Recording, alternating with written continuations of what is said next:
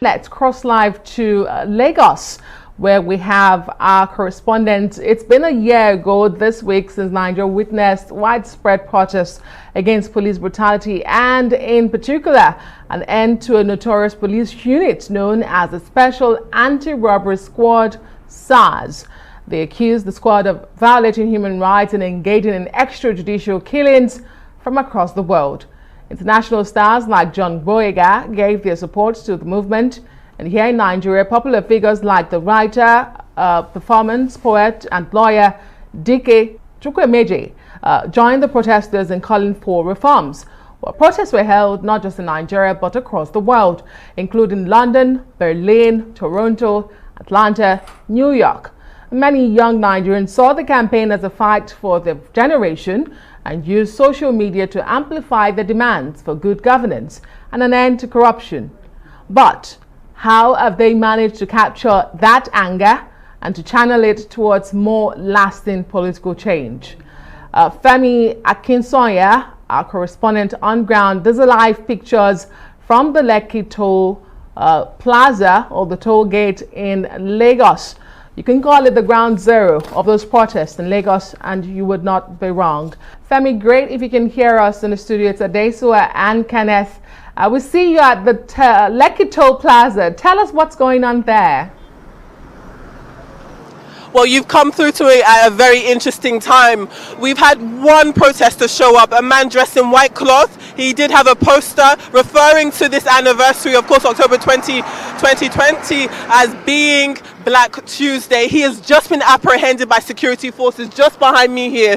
He had already started walking calmly from behind the camera. He had walked across the street to where the security guards were, held his poster, and was largely left to continue walking. That was until the security forces just behind me here went to apprehend him. Now, that was a big group of them, all of them armed, went, and he went peacefully. There was no resistance, but he has been taken into custody just now. Our cameraman has gone with his mobile phone to get some on-the-ground footage because of how quick this was happening before you came to us here. But as it stands now, what we know is that we were expecting a car procession protest, where largely you'll have protesters gather at the toll gate and drive through within a circle. If you're familiar to the Lagos axis, this area, you'll know that it starts, this toll gate area links Victoria Island to Lekki.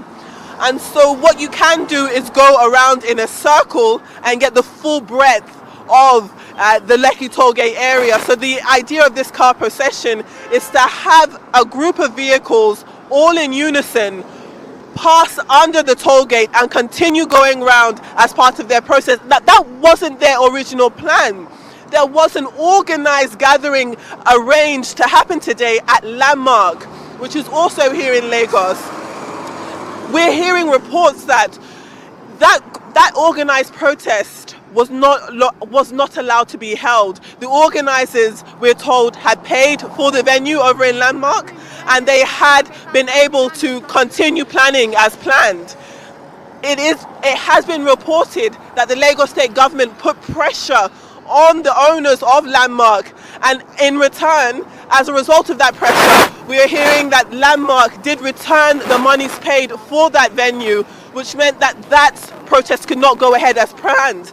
As a result, the contingency, the plan B for lack of a better term, was this car procession. The fact that if you don't want people to gather in person, if you don't want them to gather together in a venue, you can't stop them driving through a toll gate that is free for everyone to use. So that's what's happening here.